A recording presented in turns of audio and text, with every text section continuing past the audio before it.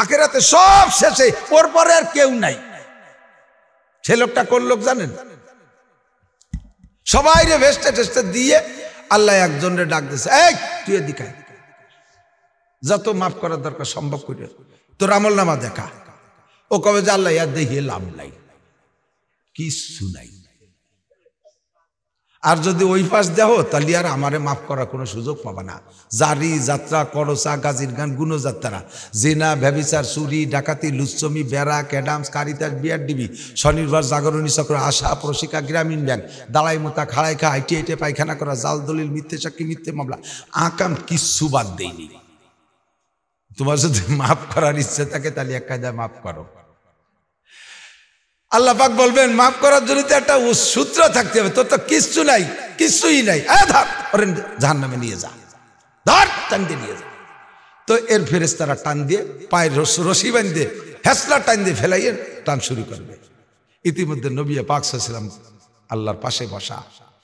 নবী আলাইহিস সালাম খুঁজতেছে যে কোনোভাবে দেখি কিছু পাওয়া যায় নাকি। হঠাৎ করে দেখে তার মুখে দাড়ি। হুজুর দেখেন দাড়ি, এটা একটা আল্লাহ পাক রব্বুল আলামিনের সিস্টেম। দাড়ি দেখে হুজুর বলবেন সুযোগ পাইছে, আল্লাহ আল্লাহ করে ডাক দিছে। আল্লাহ কয় ফেরেশতারা দাঁড়া, আমার দোস্ত ডাক দিছে, কি যেন পাইছে। কয় আল্লাহ বান্দা তোমার, দোজক তোমার, দিবা তুমি দোজকে, আমার তো বলার কিছুই নাই। ওর আমল নামায় কিছু খুঁজে পাই নাই, কিন্তু ওর মুখে দেখতেছি দাড়ি। দাড়ি আমি নবীর সুন্নাত, জাহান্নামের ভিতরে আমার সুন্নত কয়টা যেন না পড়ে, মেহেরবানি করে দাড়ি কয়টা মুখের থেকে খুলে রাখা যায় নাকি?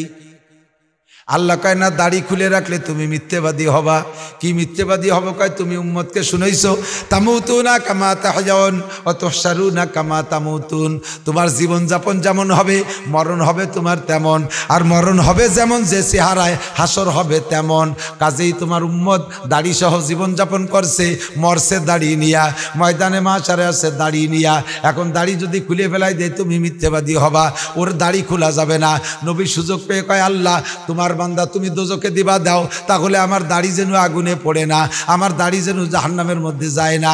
এবার দাড়ি আর বান্দার মধ্যে একটা গ্যাঞ্জাম লেগে গেছে, একটা হিসিং লেগে গেছে। বান্দারে দিলে দাড়ি দেয়া লাগে, আবার দাড়ি খুললে দাড়ি না দিলে বান্দারে দেওয়া যায় না। আল্লাহ পাক রব্বুল আলামিন সঙ্গে সঙ্গে বলবেন, এ ফেরেশতারা আমার বান্দার দায়িত্ব আমার কাছে, আমার বন্ধুকে অপমান করা যাবে না, আমার বন্ধুরে বেইজ্জত করা যাবে না। কাজেই আমার বন্ধুর সম্মানার্থে বাদদিল সাইয়্যাতিহি হাসানাত, ওই দাড়ির ওসিলায় তার জীবনের সমস্ত গুনাহগুলো নেকি দ্বারা পাল্টাইয়া দাও, সব গুনাহ নেকি দিয়ে পাল্টাই দাও। লাস্টে লোকটারে গুনাহগুলো নেকি দ্বারা পাল্টাই দিয়া তারে জান্নাতে দেবে। এই লোকটার মনে বিশ্বাস ছিল না যে ও জান্নাতে যাইতে পারবে, সবাই পরে পিছিয়ে পড়ে গেছে। তারপরেও চিন্তা হচ্ছে হয়তো যে পরের বেস্তের কোনা একটু থুতি পারে আমার জন্য কোনো বরাদ্দ নাই, আর একজনের বেস্টের কোনা একটু দিতে পারে, ওরে বেস্টারটা ঢুকাইতে থাকে। এই দুনিয়ার মতো 11টা দুনিয়ার সমান জায়গা, এত বড় জায়গাওয়ালা বেহেশতে, অত বড় বিল্ডিংওয়ালা বেহেশতে, 4টে নদীওয়ালা বেহেশতে, কমপক্ষে এক একজন পুরুষ। প্রথম যেদিন জান্নাতে যাবেন 72 জন করে স্ত্রী পাবেন। সারা শব্দ নাই, কি ব্যাপার? জান্নাতে যেদিন প্রথম দিন যাবেন 72টা বউ পাবেন। কন্যা সুবহানাল্লাহ। ভয় পাচ্ছে নাকি যে এত বউ কন্ট্রোল করবো কি এরিয়া? আমার এক চাচা 2 বিয়ে হয়ে সে বোর মারামারি জ্বালায় 12 মাস কাল তবলিগি তাই। আরে এবার হাত তুলবোর গ্যাঞ্জাম মিটেবো না, আমি বেস্তের সুখ শান্তি নেবো, এই ভয় চিন্তা করতেছেন। ও বউরা গান গাবে কি কইয়া, নাহনুল খালেদাতু ফালা নাবিদু, নাহনুন নায়েমাতু ফালা নাবআসু, নাহনুর রাজিয়াতু ফালা নাসকাতু, তৌবা লিমান কানা লানা ওয়া কুন্না লাহু। এই 72 জন একসাথে কোমর ডুলোয় ডুলোয় নাচতে নাচতে আসবে আর বলবে, আমরা আপনার পর সন্তুষ্ট আছি, আপনি আমাদের পর সন্তুষ্ট থাকেন, জীবনে আপনার মনে কষ্ট দেব না, আমরা চিরকুমারী চির সুন্দরী, আপনার সাথে কোনোদিন গ্যাঞ্জাম হবে না, আমাদের মধ্যে কোনো গ্যাঞ্জাম হবে না। গ্যাঞ্জাম হওয়ার যে কারণ তার কিছুই আপনার মধ্যে নাই, আমাদের মধ্যেও থাকবে না। কাজেই ভয় পাওয়ার কোনো কারণ নাই। 72টা স্ত্রী পাবেন, বিয়ে করতে 4টে পয়সাও লাগবে না, তবে নিশ্চিন্তে থাকেন যৌতুকও পাবেন না, দেনমোহরও দেওয়া লাগবে না, যৌতুকও পাবা না। পুরো জান্নাতি জান্নাত। প্রত্যেক মাসে 1000 করে বিয়ে করবা যুবক, কন্যা সুবহানাল্লাহ। খালি ওর মধ্যে কাজ কি খালি বিয়ে করার, বউ নিয়ে আনন্দ করা? হ্যাঁ, এছাড়া তেমন কোনো কাজ নাই। খাবেন আর বউ নিয়ে আনন্দ করবেন। এই বিশাল জান্নাত পাইতে হলে আপনার কি পরিমাণ ইনকাম করতে হবে? টাইম মাত্র 2.5 সেকেন্ড। টাইম কত? 2.5 সেকেন্ড। আমার নবী সাল্লাল্লাহু আলাইহি সাল্লাম বলেন, আল আমালু কলিল ওয়াল আজরু কাসির। 2.5 সেকেন্ডের ভিতরে আল্লাহ তোমার জন্য মোটা ব্যবস্থা রাখছে। অল্পের ভিতরে তুমি মোটা কামাই করে যেতে পারবা। আল্লাহ পাক বলেন, মান কানা ইউরিদু হারসাল আখিরা নাজিদ লাহু বিহারসিহি। যে ব্যক্তি আখিরাতের ক্ষেত চাষ করে, অল্প চাষেই তারে ফসল বেশি দিয়ে দেই। অল্প চাষে ফসল বেশি দিয়ে দেই। আমল করবা কম, সওয়াব পাবা বেশি। ডিউটি করবা কম, বেতন পাবা বেশি। ইবাদত করবা কম, নেকি পাবা বেশি। বন্দেগি করবা কম, সওয়াব পাবা বেশি। অল্প ইবাদতে তোমারে মোটা ব্যবস্থা করে দেওয়া হবে। অমান কানা ইউরিদু হারসাদ দুনিয়া নুতিহি মিনহা ওয়া লাহু ফিল আখিরাতি মিন নাসিব। আর যে ব্যক্তি শুধু দুনিয়া চায়, আখিরাতকে মানে না, আখিরাত খোঁজেও না, আখিরাতের চিন্তাও করে না, শুধু দুনিয়া নিয়ে কামলা কামলি করে, আল্লাহ কয় তারে পুরো দুনিয়া দেই না, সামান্য একটু দুনিয়া দেব, তবে ওয়া লাহু ফিল আখিরাতি মিন নাসিব। পরকালে সে কিচ্ছুই পাবে না। আর যে ব্যক্তি আখিরাত চাইবে, অল্প পরিশ্রমে বেশি নেকি পাইবে। 5 ওয়াক্ত নামাজ জামাতে যেই বক্তাই আসবে সবাই নামাজের কথা বলে। সকলের মুখে নামাজের সাবজেক্টে থাকেই, এটা কমন সাবজেক্ট। কথা বলেন।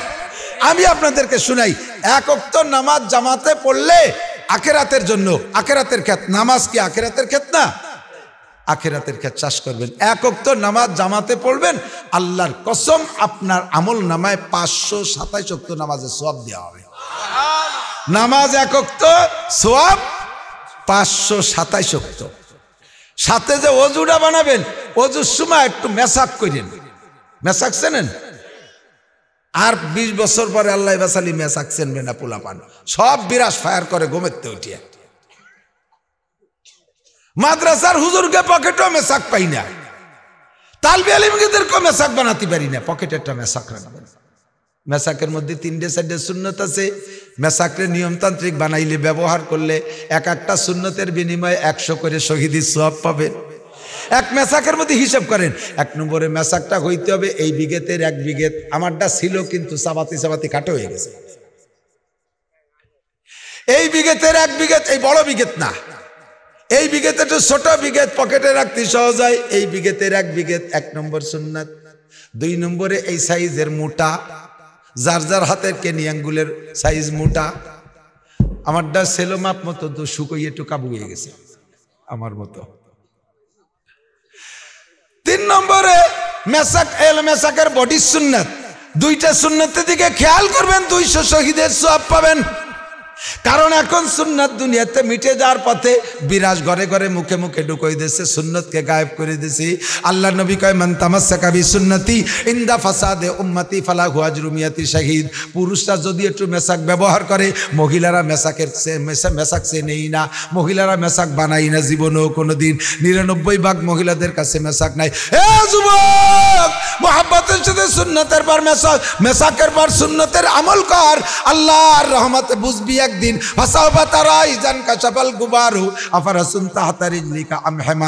হাসরের মাঠে যে যখন চোখের অন্ধকার কেটে যাবে, তখন তুমি মেসাকের ফজিলত বুঝবা। 100 শহীদের সওয়াব মেসাকটা লম্বা 1 বিঘে হইলে, এটা মোটা কেনি আঙ্গুল পরিমাণ হলে আর 100 শহীদের সওয়াব। ব্যবহার করার নিয়ম, ডাইন পাশ দিয়ে খাড়াভাবে ব্যবহার করবেন, এই পাশ থেকে ও পাশে 3 বার ব্যবহার করবেন, 100 শহীদের সওয়াব পাইবেন। যেই অজু, যেই নামাজের অজুতে মেসাক করে অজু বানানো হয়, ওই মেসাকের ওসিলায় অজুর নামাজের মর্যাদা আরো 70 গুণ বাড়িয়ে যায়। অর্থাৎ 1 ওয়াক্তের বিনিময়ে আরো 70 ওয়াক্ত নামাজের সওয়াব দেওয়া হয়। 2.5 সেকেন্ডের ভিতরে পোষায় নিতে হবে। টাইম হলো 2.5 থেকে 3 সেকেন্ড। বিশাল জান্নাত দুনিয়া থেকে কামাই করে নিতে হবে। আল্লাহ পাক সহজ ব্যবস্থা রেখেছেন। মান কানা ইউরিদু হারসাল আখিরা। নামাজ পড়বো কোন জায়গা? জোর হলো না। নামাজ পড়বো কোন জায়গা? নামাজ পড়বো দোকানে। আরো জোরে, কোন জায়গা? ঘরের মধ্যে, যেখানে সেখানে। নামাজ পড়বো কোন জায়গা? কেন পড়বেন জানেন? আমি এর মধ্যে যদি ইন্টারভিউ নেই, 99% পাবলিক যারা মাদ্রাসায় পড়েন নাই, আলহামদুলিল্লাহ ইন্টারভিউতে ফেল। পারবেন না শুদ্ধ করে পড়ে শুনাইতে। এমন এমন ভুল পড়েন যে ভুলে নামাজ হয় না, ইমানও নষ্ট হয়ে যায়। আপনি পড়ছেন সূরা কাফিরুন, কুল ইয়া আইয়ুহাল কাফিরুন, শুদ্ধ হলো লা আ'বুদু মা তা'বুদুন।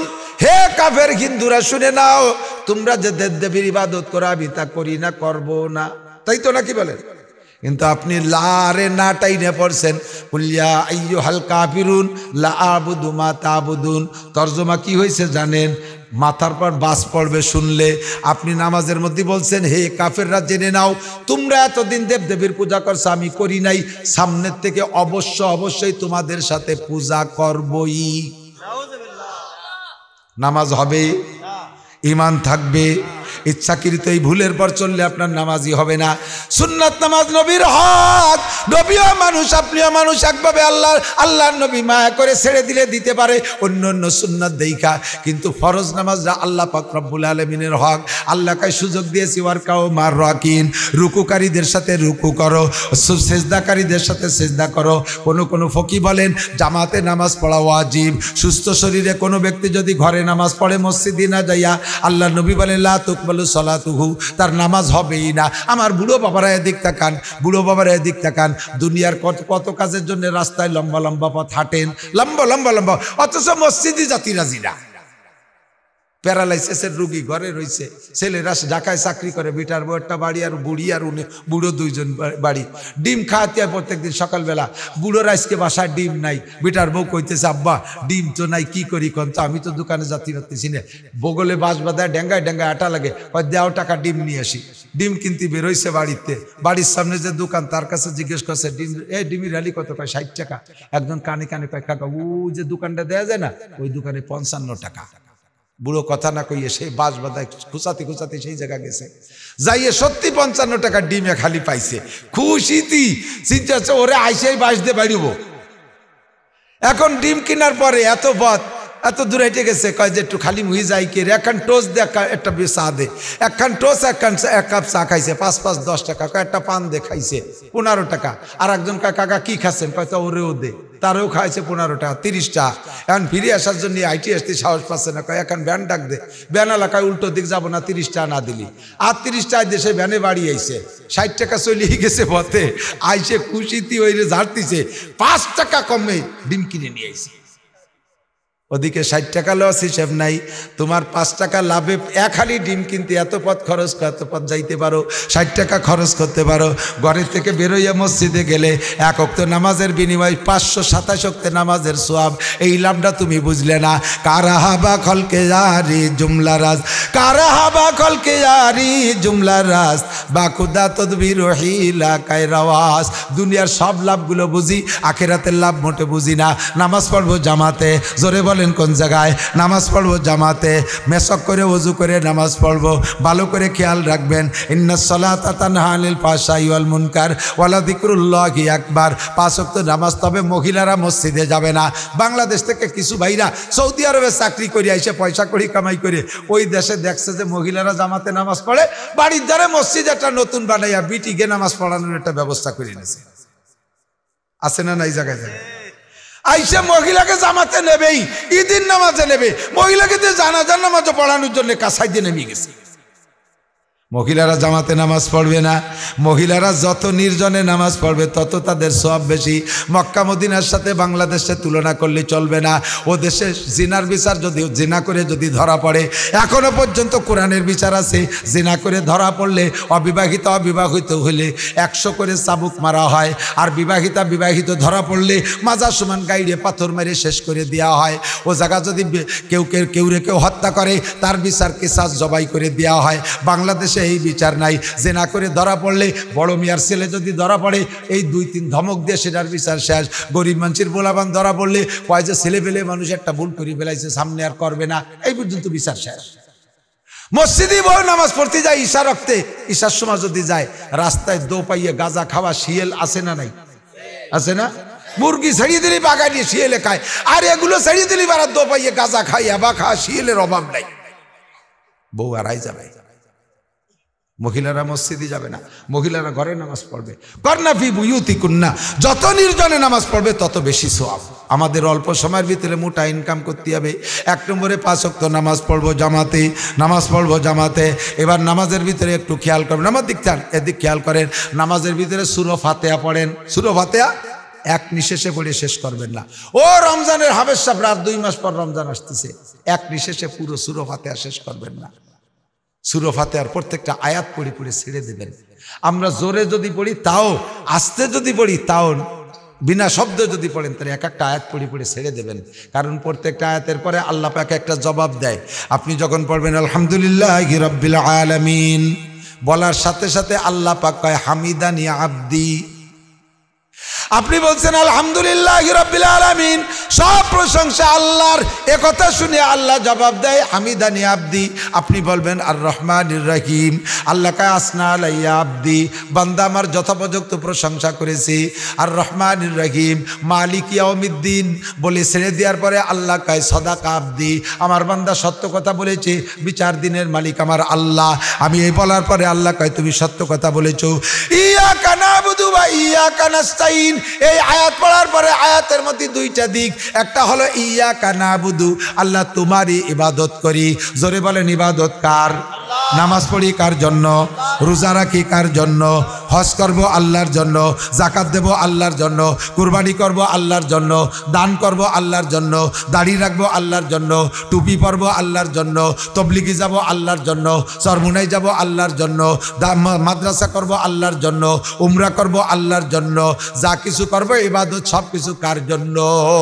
ইয়াকা নাবুদু। কয় আল্লাহ ছাড়া আবার কের জন্য ইবাদত করে নাকি? কয় মানুষে এরকম করে, মানুষের কাছে প্রশংসা পাওয়ার জন্য ইবাদত করে। আছে না নাই? 10,000 টাকা দিয়ে আমার নামটা একটু বলে দেন। মসজিদেরটা বানাই দিয়ে নেম প্লেটে আমার নাম, আমার আব্বার নাম লিখে দেন। মাদ্রাসা করে এই ভবনের নাম আমার লিখে দেন। কেন? যুগের পর যুগ থাকবে, মানুষে দেখে বলবে অমুকের বেটা অমুক করে দিয়ে গেছে। এই ইবাদতটা তুমি আল্লাহর জন্য করো নাই, মানুষের কাছে প্রশংসা পাওয়ার জন্য করেছ। এই যে শীতকাল আসতেছে, আপনাকে এলাকায় দেয় কিনা জানি না, কম্বল দেয়, রমজান মাসে লুঙ্গি দেয়, শাড়ি দেয়, দেয় না? এ যদি আল্লাহর হস্তে দাও তাহলে ক্যামেরা করে ভিডিও করে দুনিয়া ভরে ছাড়িয়ে দাও কেন? দেওয়ার সময় আবার ক্যামেরা করে একটু সুন্দর করে ছবি তোল, এগুলো ছাড়িয়ে দে, ভাইরাল করে দে। বন্ধুরে এগুলো আল্লাহর জন্য করো নাই। নামাজ পড়ি আল্লাহর জন্য, রোজা রাখি আল্লাহর জন্য। দাড়ি রাখছে, দাড়ি রাখার পরে জিজ্ঞেস করবেন আপনি তো আগে দাড়ি রাখতেন না, এখন দাড়ি রাখছেন কেন? কয় বুড়ো কালে দাড়ি না রাখলে মানসি কি কয়? এ দাড়ি তাহলে তুমি আল্লাহর জন্য রাখো নাই, মানসির জন্য রাখছো। তুমি তো আগে নামাজ পড়তে না, এখন নামাজ পড়ো। কয় বাড়ি বিটিকে জ্বালায় থাকতে পারি না, তাই মসজিদে আইছি। তাহলে এই নামাজ আল্লাহর জন্য পড়ো নাই, তুমি বিটিকে জ্বালায় পড়ছো। মানুষ মারা গেলে 4 দিনের দিন মিলাদ, কয় কি? এ তো কোরআন হাদিসে নাই, এই গরু জবাই দিয়ে মিলাদ দিলি কেন? কয় কোরআন হাদিস বুঝি না, তা না বুঝছি, আসলে দেয়া যায় না, কিন্তু একটু না করলে মানসি কি কয়? এই যা করছো সব আল্লাহর জন্য নয়, সব মানুষের জন্য করেছো। তবলিগি গেছো কেন? কয় হুজুরকে জ্বালায় টিকতে পারি না, জোরে ধরে নিয়ে আইছে। তাহলে এই তবলিগ আল্লাহর জন্য করো নাই, মানুষের জন্য করছো। হজ করে আসার পরে বহুত জায়গায় ঘটনা ঘটে।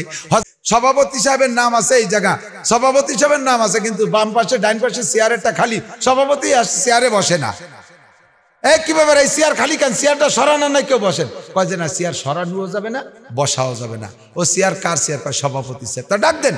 কয় না, উনি আসবে না। কি হয়েছে? উনি এবার হজ করে আসছে, তা আমরা উনার নামের শুরুতে আলহাজ লিখতে ভুলে গেছি, এই জন্য উনি খুব গরম। আমি 8 লাখ টাকা দিয়ে হজ করে আসছি, আমার নামের শুরুতে আলহাজ লিখেছি, স্টেজে আমি উঠতেই পারলাম না। উনি আলহাজ হজ করে আসছে আলহাজ পোস্টারে লেখানোর জন্য, আল্লাহর জন্য না। আছে না নাই? আছে। যা কিছু ইবাদত করব, হজ কার জন্য? উমরা কার জন্য? সব ইবাদত আল্লাহর জন্য করব, মানুষের জন্য কিছুই নাই। যারা জোরে জোরে জিকির করে মানুষের শোনানোর জন্য, যাইয়ে রাস্তায় গল্প মানে, কয় প্রত্যেক সপ্তাহে হালকা আমি উপস্থিত হই, তাকে টের পাও। কয় না, তা তো বুঝতে পারি না। কয় শোনো না, যে জোরে জোরে জিকিরটা ওইটা আমি করি। আমি শেষ রাত্রি মাইকি জিকির আমি করি, ওই মসজিদে জিকির পরিচালনা আমি করি। এই যেটুক করছো সব মানুষের কাছে প্রশংসা পাওয়ার জন্য, এই ইবাদত আল্লাহর জন্যই করো নাই। কিয়ামতের ময়দানে আল্লাহ পাক জাহান্নাম উদ্বোধন করবেন 3 শ্রেণীর মানুষ দিয়া। একটু বলেন কয় শ্রেণী? 3 শ্রেণীর মানুষ দিয়ে আল্লাহ জাহান্নাম উদ্বোধন করবে। তার ভিতরে 1 নম্বর করবে আল্লাহ পাক শহীদদেরকে দিয়ে জাহান্নাম উদ্বোধন করবে। শহীদরে দিয়ে জাহান্নাম শুরু করবে। শহীদরে বলবে এ উদখুলিল জাহিম, তুমি জাহান্নামে যাও। শহীদ বলবে আল্লাহ আমি জাহান্নামে যাবো, তাই শহীদ হলাম কেন? আল্লাহ কয় তুমি কি জন্য যুদ্ধ করছো তুমি বলো। কয় আমি ইসলামের জন্য যুদ্ধ করছি, তোমার দ্বীনকে জিন্দা করার জন্য। আল্লাহ বলবেন বাল কাযাবতা, তুই মিথ্যে কথা বলছিস। তুই যুদ্ধ করার মধ্যে তোর উদ্দেশ্য ছিল 2টা। একটা হলো যদি তুই বাইসে থাকিস যুদ্ধ করে জয়ী হতে পারিস তাহলে বীর মুক্তিযোদ্ধা উপাধি পাবি, আর যুদ্ধে বিজয়ী সম্পত্তির ভাগ পাবি। জীবন ভরে মুক্তিযোদ্ধা কোঠায় ভাতা পাবি, আর তাই খাইয়ে খাইয়ে বাঁচতে পারবি। এই কোঠা তৈরি করার জন্য মুক্তিযোদ্ধা করেছিস, এই যুদ্ধ করেছিস, কাজেই তোর যুদ্ধের মধ্যে এখলাস নাই। আর নিয়েছিল যদি মরে যায় শহীদ হয়ে যাস, যদি মারা যাস তাহলে মানুষের জীবন ভরে তোর শহীদ কবে, তোর কবরের গায়ে শহীদ নাম লিখে রাখবে। এই শহীদ উপাধি পাওয়ার জন্য যে উদ্দেশ্যে যুদ্ধ করেছে দুনিয়া থেকে পাওয়া হয়ে গেছে। এখন তুমি খালি হাত তুমি জাহান্নামে যাও। 2 নম্বরে আমার মতো আলেমকে ডেকে বলবে তুই জাহান্নামে যা। আমি বলবো আল্লাহ কেন জাহান্নামে যাব? আল্লাহ কয় তুমি কেন যাবে না? আমি বলবো আল্লাহ তোমার দ্বীনের প্রচার করেছি, আমি আলেম হয়েছি, দ্বীনের প্রচার করছি, দ্বীনের খেদমত করছি, জাহান্নামে কেন যাব? আল্লাহ কয় তুমি আলেম হয়েছো কি জন্য? এটা তুমি আলেম হয়েছো কি জন্য শুনে নাও। তুমি আলেম হয়েছে এই জন্য মানুষও তোমরা মৌলানা বলবে, মুফতি সাহেব বলবে, পীর সাহেব বলবে, তোমাকে বিশাল পোস্টারে নাম লাগবে, তোমার নামে আন্তর্জাতিক খ্যাতিসম্পন্ন উপাধি দেবে, ওয়াজ করে মোটা মোটা টাকা কামাই করবা। তুমি এইভাবে এই লোভে তুমি বক্তা হয়েছিলে, আলেম হয়েছিলে। যে উদ্দেশ্যে আলেম হয়েছে তার দুনিয়া থেকে পাওয়া হয়ে গেছে, তার কিছুই আমার জন্য করো নাই। তুমি জীবন ভরে নামাজের মধ্যে মিথ্যা কথা বলছো, ইয়াকা নাবুদু বলছো, এটা মিথ্যা কথা বলছো, জাহান্নামে যাও। 3 নম্বরে দানবীরকে ডেকে বলবে তুমি জাহান্নামে যাও। কেন আল্লাহ জাহান্নামে যাবে এত টাকা দিয়ে? আল্লাহ কার টাকা দিয়েছে কোন উদ্দেশ্যে? কয় তোমার রেজামন্দি, তোমার সন্তুষ্টির উদ্দেশ্যে। আল্লাহ বলবেন মিথ্যে কথা বলেছো, তুমি টাকা দিয়েছো দান করছে এজন্য যে মানুষে তোমার দানবীর বলবে। মসজিদ বানায় দেছো দানবীর বলবে, মাদ্রাসা বানায় দেছো দানবীর বলবে, কম্বল দেছো দানবীর বলবে, জাকাতের কাপড় দেছো দানবীর বলবে। এই দানবীর বলার প্রশংসা পাওয়ার উদ্দেশ্যে ওগুলো দুনিয়া থেকে বলা হয়ে গেছে, এখন তুমি কিছুই পাবা না। এজন্য হুজুর বলেন আখলিস দীনাকা ইয়াকফিকাল আমালুল কলিল। তোমার ঈমানকে ইখলাস করো, পিওর করো, খাঁটি করো। ইন্নামাল আমালু বিন্নিয়াত, প্রত্যেক আমল নির্ভর করে নিয়তের উপরে। ফ্রেশ নিয়তের সাথে ইবাদত করব। ইয়াকা নাবুদু, আল্লাহ তোমার ইবাদত করি। এরপরে অংশ কি কইছি? ওয়া ইয়াকা নাস্তাইন, তোমার কাছে সাহায্য চাই। ইবাদত করি কার? সাহায্য চাই কার কাছে? এইটার ভিতরে 2টা দিক, ইবাদত আল্লাহর, সাহায্য চাই আমার। এই আয়াত পড়ার পরে আল্লাহ কয় হাজা বাইনি ওয়া বাইনা আবদি ওয়ালি আবদি মা সাআলা। এই আয়াতটা আমার আর আমার বান্দার মধ্যে 2 ভাগ। বান্দার জন্য বান্দা যেটা চাইছে বান্দারে দিয়ে দিছি, আর আমার যেটা আমি পেয়ে গেছি বান্দা যেটা চাইলো সেটা বান্দারে দিয়ে দিলাম। এক একটা আয়াত পড়ার পরে আল্লাহ এক একটা জবাব দেয়। এরপরে পড়ছেন কি? ইহদিনাস সিরাতাল মুস্তাকিম। ও আল্লাহ তোমার কাছে সাহায্য চাই, তবে আমার একটা দাবি, বাংলাদেশে আমরা বাঙালি মানুষ, বাংলাদেশে রাস্তার অভাব নাই, বাংলাদেশের দলের অভাব নাই। আটরশি, চন্দ্রপাড়া, মানিকগঞ্জ, সুরেশ্বর, ভোজেশ্বর, ইনায়তপুর, বাহাদুরপুর, শরীয়তপুর, মাদারীপুর, ফরিদপুর, তবলিগ, সরমুনাই, এতাতি, হিজবুত তৌহিদ, কাদিয়ানি, কত দল যে ধর্মের নামে আইছে। এর মধ্যে শহীদ দল কোনটা? আহলে হাদিস নামে আর এক দল বার হইছে, আহলে কোরআন নামে এক দল বার হইছে। এক দল কয় 3 ওয়াক্ত নামাজ, আর এক দল কয় এই পীর সহি পীর, আর এক দল কয় ওই পীর সহি পীর। এত দলের মধ্যে আমি কোন দলের সাথে চলবো? আমার একটা সঠিক পথ তুমি দেখায় দাও। ইহদিনাস সিরাতাল মুস্তাকিম। তবে আল্লাহ তোমার কাছে আমি একটা দলের কথা বলি, সিরাতাল্লাযীনা আনআমতা আলাইহিম। যে দলে চলার পরে যে দলকে তুমি পুরস্কৃত করেছো ওই দলের রাস্তায় আমারে চালাও। অনুরোধ তোমার কাছে, গায়রিল মাগদুবি আলাইহিম ওয়ালাদ-দাল্লিন, ইহুদার নাসারাদের রাস্তায় আমারে চালাইও না। আল্লাহ কয় ওয়ালি আবদি মা সাআলা, তুমি এবার যা চাইছো তা তোমাকে দিয়ে দেওয়া হলো। সূরা ফাতিহা এভাবে কেটে কেটে পড়বেন, আল্লাহ পাক আপনার নামাজ কবুল করবে। আল্লাহ কবুল করে, জোরে বলেন আমিন। আমার অল্প সময়ের ভিতরে বেশি কামাই করতে হবে, কথা রয়েছে তাই না? সামনে রমজান মাস, আজকে থেকে নিয়ে রমজানের চাঁদ ওঠা পর্যন্ত ওই দোয়াটা সবাই পড়বেন, আমার সাথে একবার পড়বেন। আল্লাহুম্মা বারিক লানা ফি রজাবা ওয়া শাবান ওয়াবাল্লিগনা রমাদান। আল্লাহ রজব ও শাবানের বরকত আমাদের নসিব করো, বলেন আমিন। দয়া করে রমজান মাসে পৌঁছাই দিও, বলেন আমিন। রমজানের রোজা পাইলে রাখবেন তো? রমজান পাইলে রোজা রাখবেন তো? পাক্কা নিয়ত আছে তো? রোজার ব্যাপারে ইনশাআল্লাহ না, রোজার ব্যাপারে রাখবো রোজার ব্যাপারে রাখবো আর ইনশাআল্লাহ রমজান পাওয়ার ব্যাপারে ইনশাআল্লাহ রমজান পাইনি, ইনশাআল্লাহ রমজান পাইলে রোজা রাখবো। ঠিক আছে তো? আল্লাহ তারাবির নামাজ, তারাবির নামাজ বলে পড়বে না,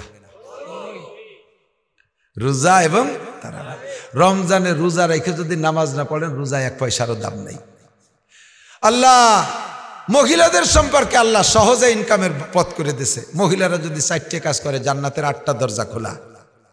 কাজ 4টে, দরজা কয়টা? 8টা খোলা। 1 নম্বরে মহিলারা 5 ওয়াক্ত নামাজ ঠিক করে পড়বে। বহুবার শুনছি, শুনেছিও বিটিকে, সব হুজুর কয়।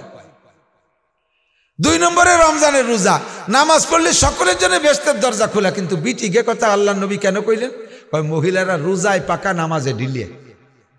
রোজায় পাকা, মহিলাকে যদি বলা 1 রোজা 3 দিন ধরে থাকতে হবে তাও পারে। আর নামাজ ওক্ত মতো ভর্তি করলি জম্মের ডিলিয়ার, দিন ভরে সব কাজ পারে, নামাজে যাইয়ে আর আতাগাতা ছাড়ি দেয়, কোনো বল নাই। বসে নামাজ পড়ার গুরু বিটিরা। বেশিরভাগ মহিলারা বসে বসে নামাজ পড়ে। ফরজ নামাজ শক্তি থাকতে ফরজ নামাজ দাঁড়ানোর শক্তি থাকতে বসে পড়লে নামাজ হবে না। নামাজের ফরজ 13টা, তার ভিতরে একটা ফরজ নামাজ দাঁড়ায় পড়া। ফরজ নামাজ দাঁড়ায় পড়া ফরজ। শক্তি থাকতে যদি বসে পড়ে হবে না। এদানিং মসজিদে চেয়ার ঢুকছে, জম্মের ঢুকা চেয়ার। প্রায় মসজিদে চেয়ার আছে না? ভোট ছাড়া চেয়ারম্যান, ভোট ছাড়া। মশলা শুনে নেন, যার দাঁড়ানোর ক্ষমতা আছে, রুকু দেওয়ার ক্ষমতা আছে, কিন্তু সিজদায় যাইতে গেলে পারে না, ওই লোকটা শুরু থেকে যদি চেয়ারে বসে নামাজ পড়ে তার নামাজ হবে না। মনে রাখেন, তার নামাজ হবে না। আমার কাছে একজন জিজ্ঞেস করছে ফোনে, হুজুর বসে চেয়ারে বসে নামাজ পড়লে নামাজ হবে? আমি বললাম যে হবে। কয় যে এইভাবে সাধারণ ফতোয়া দিয়ে সর্বনাশ করিয়ে দিয়েছেন। আমাকে মসজিদে প্রথম 2 কাতারি চেয়ারে, যদি সবই রুগী হয়, লাইসালাল মারিজে হারাজুন, রুগীর কোনো মশলা নাই, তো যেভাবে পরে পড়বে। আচ্ছা আচ্ছা ঠিক আছে হুজুর। এমন ফিরে জিজ্ঞেস করে, হুজুর ইমাম সাহেব কি চেয়ারে বসে পড়ালি হবে হুজুর? আমি কই যে এত ইমামের টান পড়ে গেল যে এরকম 20 ইমাম দিয়ে চেয়ারে বসে নামাজ পড়াতে হবে।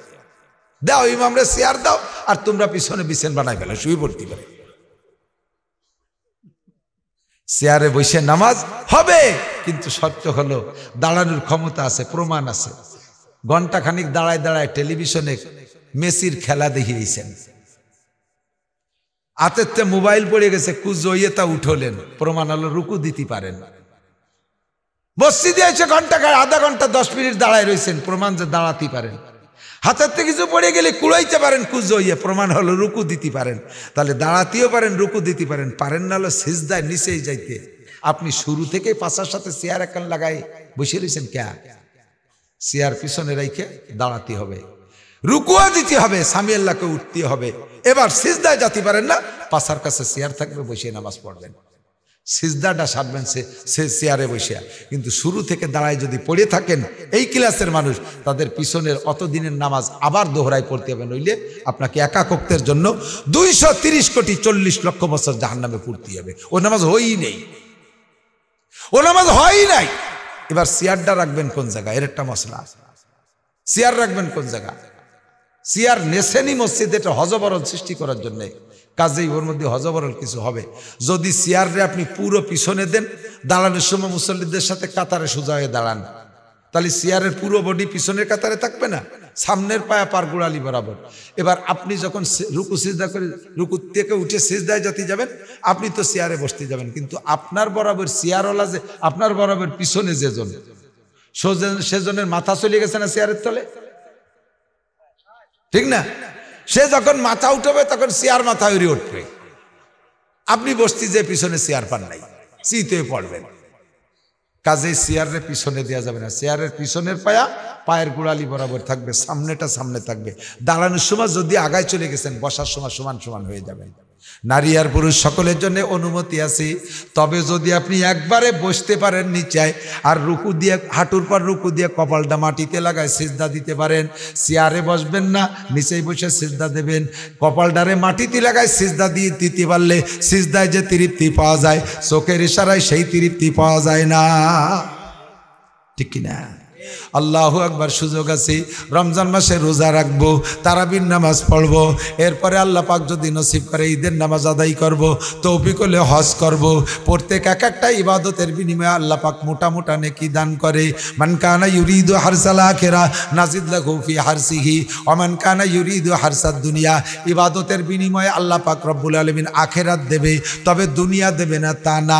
প্রত্যেকটা ইবাদতের বিনিময়ে দুনিয়াও আছে। 5 ওয়াক্ত নামাজ পড়লে কয়টা পুরস্কার? 1 নম্বর পুরস্কার কি বলেন তো? রিজিকের অভাব থাকবে না। এই মাহফিলের শেষে যদি একটু তবারক দেয়, তাহলে শেষ পর্যন্ত ওয়াজ ভালো না হলেও মানুষ বসে থাকে। আসছি তো তবারক খাতি না, আইসি তো ওয়াজ শুনে কিছু নীতি, কিন্তু যদি তবারক একটু থাকে তাহলে আরো ভালো হয় না? নামাজ পড়ছি আখেরাতের জন্য, পুরস্কার 4টি আছে আখেরাতে। কবর আযাব হবে না, ডান হাতে আমল নামা, বিদ্যুৎ গতিতে পুলসিরাত পার, বিনা হিসেবে জান্নাত। এই 4টি হলো আখেরাতের পুরস্কার নামাজের বিনিময়। আর একটা পুরস্কার আল্লাহ তবারক হিসেবে রেখেছেন, সেইটি হলো দুনিয়ায় নামাজি ব্যক্তির রুজির অভাব হবে না। কন্যা সুবহানাল্লাহ। 2 নম্বরে রোজা। রোজার প্রতিদান কিয়ামতে আল্লাহ পাক নিজ হাতে দেবে। দুনিয়া প্রতিদান আছে। যে ব্যক্তি রোজা রাখে, আল্লাহ নবী বলেন ইউজাদু ফিহি রিজকুল মুমিন, রমজান মাসে রোজাদারের রুজির বরকত আল্লাহ বাড়াইয়া দেয়। যাকাতের প্রতিদান আখিরাতে পাবো, দুনিয়ায় যাকাতের প্রতিদান আছে।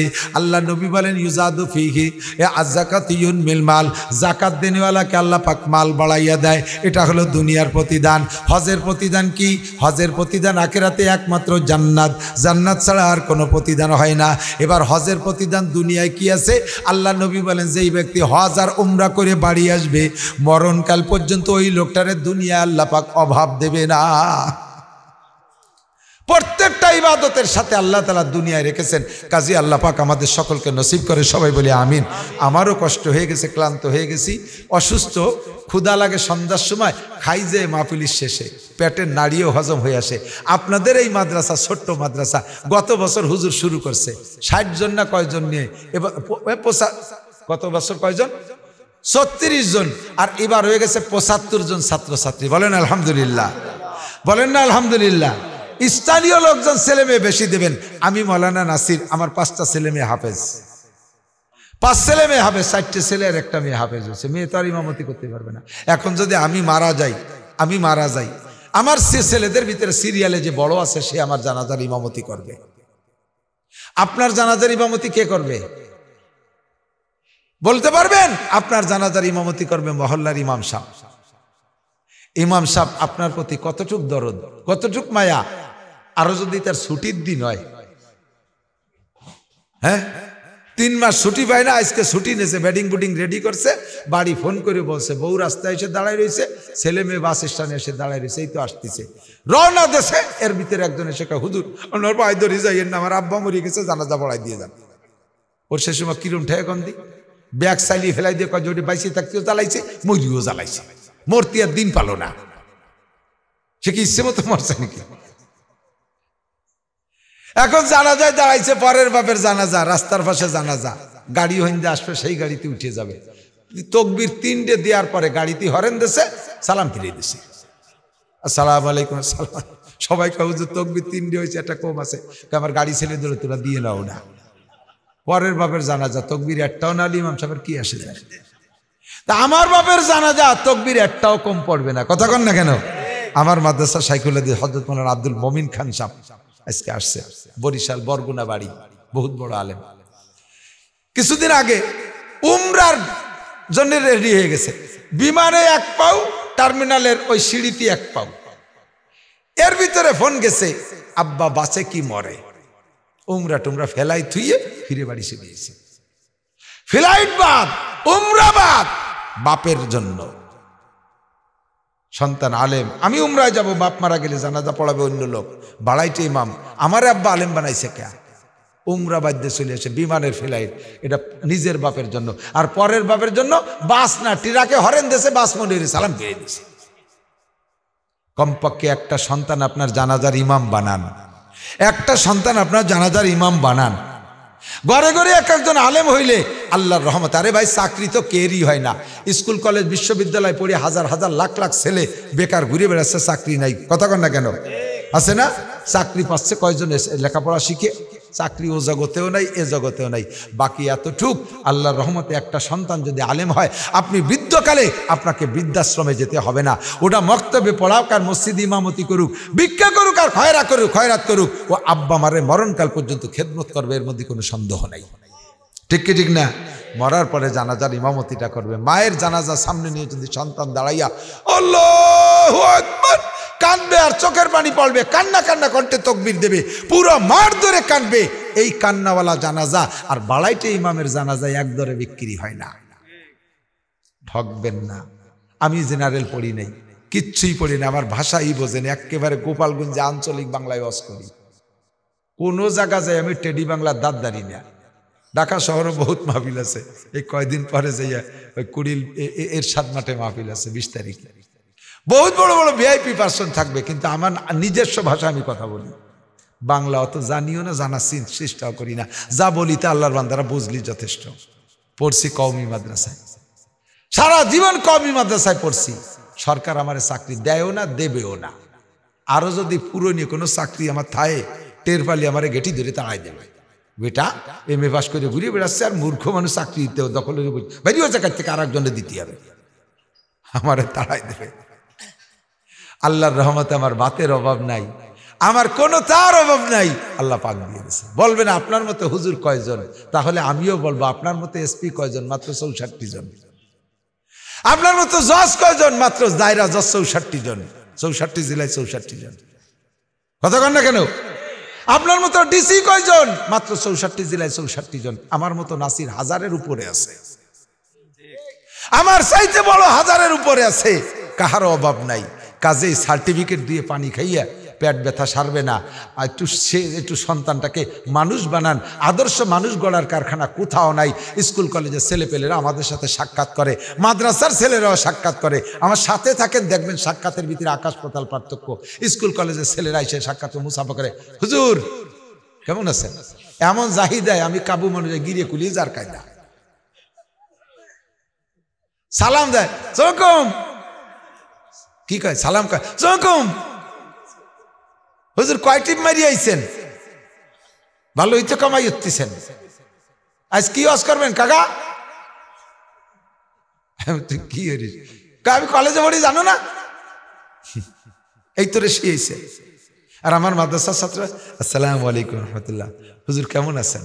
হুজুর জুতাটা আমি নেই, আমি কি খেদমত করবো? হুজুর, হুজুর ওযু করবেন? ইস্তেঞ্জা যাবেন? হুজুর, হুজুর শরীর কেমন আছেন? হুজুর আমি কি খেদমত করবো? হাতটা একটু মেসেজ করে দেবো? হুজুর আঙ্গুলটা একটু টেনে দেবো? আকাশ পাতাল পার্থক্য। সালামটা শুনলে দিল ঠান্ডা যায়। আসসালামু আলাইকুম রহমতুল্লাহ, হুজুর কেমন আছেন? সুরেরই পার্থক্য। আমার একটা ছেলে গাঁজা খায় না, এবা খায় না, ফেন্সিডিল খায় না। বাংলাদেশে বড় থেকে বড় হাটাজারি মাদ্রাসায় দাওরার ক্লাসে 3000 ছাত্র, যাত্রাবাড়ি 1800 ছাত্র, ফরিদাবাদ মাদ্রাসায় 1600 ছাত্র, সব মাওলানা বেটা বেটা, এরকম লক্ষ লক্ষ ছাত্র মাদ্রাসার একটা ছেলে গাঁজা এবা ফেন্সিডিল হিরোইন খায় না, পরের মেয়ের গায়ে অ্যাসিড মারে না, পরের ঘরের থেকে সিং কেটে চুরি করে না, আল্লাহর রহমতে নুচ্ছমি আকাম কুকাম করে না, মদ গাঁজা এবা ফেন্সিডিল খায় না। কমপক্ষে এদিক দিয়ে তো খানিকটা নিরাপদ।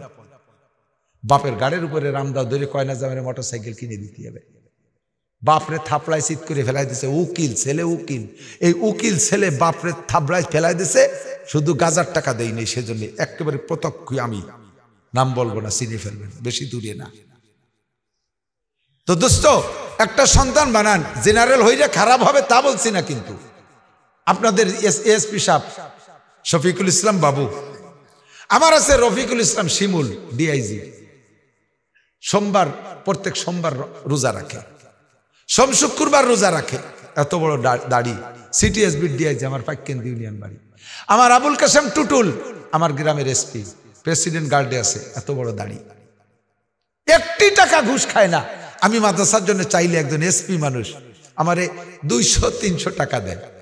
আমি বললাম যে পাশে অমুক জায়গায় দেখলাম এক দারোগা 3 তলা মসজিদ বানাই দিল, সাধারণত এসপি এসআই আমি এসপি, তুই 200-300 টাকা দেন। হুজুর টাকা পয়সা যা বেতন পাই ছেলে মেয়ের খরচের পরে আর দেওয়ার মতো থাকে না কিছু। গেছি ঢাকায় তার বাসায় নেই কয় যে হুজুর বাসায় নেব না, কোনো মতে একটা ফ্ল্যাট লন্টন করিয়া নিচ্ছি একটা ফ্ল্যাট, কিন্তু এখনো আমার ফ্ল্যাটে আমরা বসবাস করতেছি, কিন্তু ফ্ল্যাটের জানালা দিতে পারি নাই, আমি কাঁথা টানায় রাখছি। এসপি বহুত আল্লাহর বান্দা আছে। আমার জজ বর্তমানে রাজশাহী জজ কোর্টের দায়রা জজ মফিজুর রহমান সাহেব, আমাদের গোপালগঞ্জের আল্লাহর বান্দা, অনেস্ট অনম্যান। আমি উনি সাতক্ষীরায় থাকতে গেছি, আমার উনার 23 জন স্টাফ সহ দায়রা জজ আমার রিসিভ করতে নিচে নিয়ে চলে আসছে, নিয়ে আমার ভিতরে বসাইছে। সব কিছুতে আমি মুগ্ধ। এরকম আল্লাহওয়ালা সন্তান, জেনারেল উচ্চশিক্ষিত সন্তান বহুত আছে। বাকি ওদিকে সমালোচনা করছি না, বেশিরভাগ যদি এটা নেক সন্তান আপনার ঘরে আলেম হয়, বেশিরভাগ ভালো হয় আল্লাহর রহমতে। কোরআন পড়িয়া, কোরআন পড়নেওয়ালা সবাইরে জেনারেল পড়ান, একটা ছেলে কমপক্ষে মাদ্রাসায় পড়ে আলেম বানান। ঠকবেন না, দুনিয়ায় ঠকবেন না, আখিরাতে ঠকবেন না। শেষ ফিনিশিং আপনার জানাজাটা একটু চোখ ভিজা কান্নাওয়ালা জানাজা নিয়ে আপনি কবরের দিকে যেতে পারবেন। আল্লাহ কবুল করুক, বলেন আমিন। দেবেন তো সন্তানকে মাদ্রাসায়, দেবেন তো ইনশাআল্লাহ।